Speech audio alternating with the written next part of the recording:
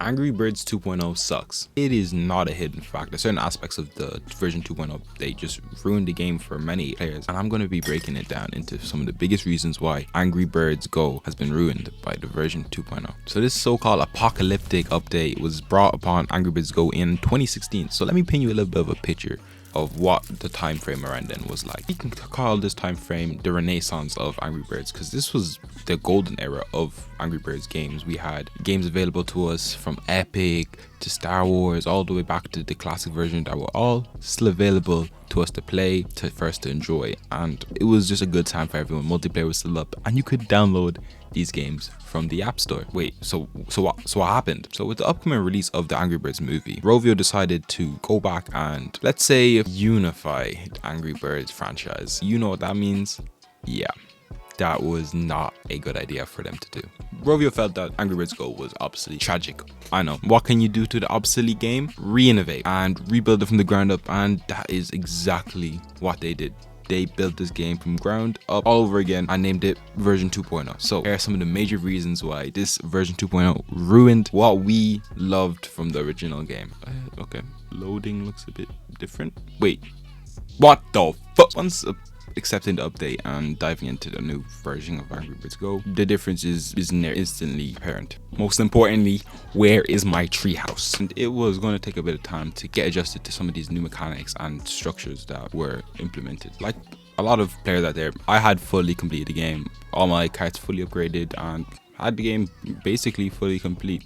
And in this new update, that was all gone. You don't get that no more. But if you had a lot of progress done, they convert all this progress into gems, which it was basically a new game for them. They're re-innovated and making a new game, which is pretty fair. But no, I put hours in for gems.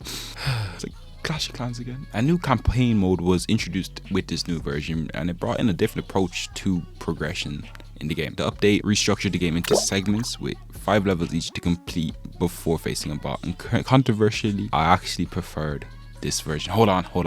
I have some issues with it, but I in general prefer this over the original one. I just liked it more. It was nice, okay, but it also did make the game feel repetitive, which was negative, of course. But anyway, just one very notable change that was introduced, and it was the introduction of new game modes and the removal of some old ones which were better than these added new ones. To be fair, they did add Sub-Zero and some new carts with newer races in a collab thing, but that was all extra content that wasn't actually released with the new version. The previous pacing of the game was a lot better, where you could redo the levels and there was actually rewards for doing that, unlocking challenges and all this.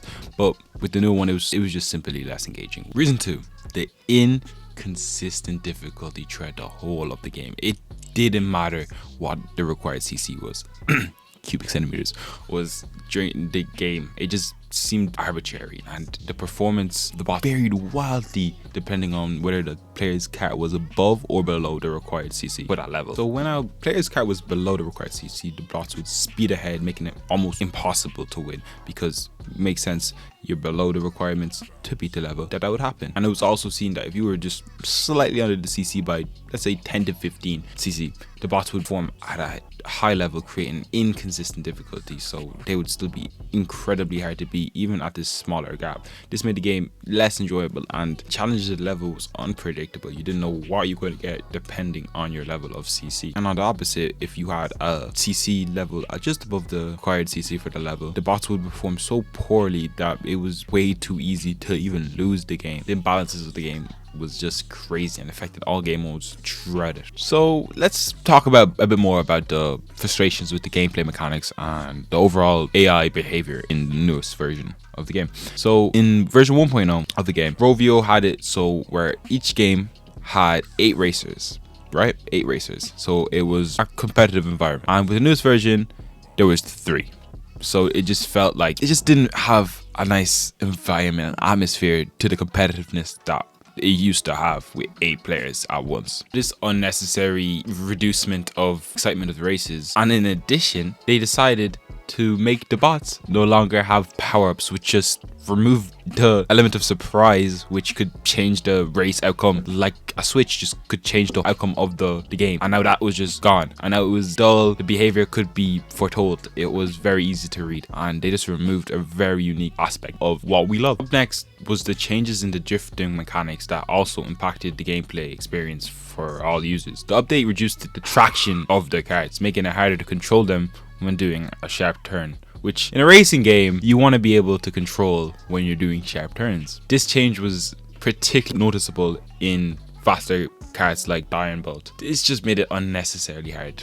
So on top of this, the lack of traction made the race feel less fluent, and you were going to get frustrated as players had to contend with karts that slide uncontrollably around corners. And again, in a racing game, these are things that you don't need. It's mandatory to have these things. And this issue was reminiscent of the Sub-Zero maps, where the lack of traction was deliberately a design choice. But in the main game, this change felt very out of place, and it just tormented the overall experience of playing this new version. Let's just put a little bit of light on the amount of bugs and glitches that was also in this version too.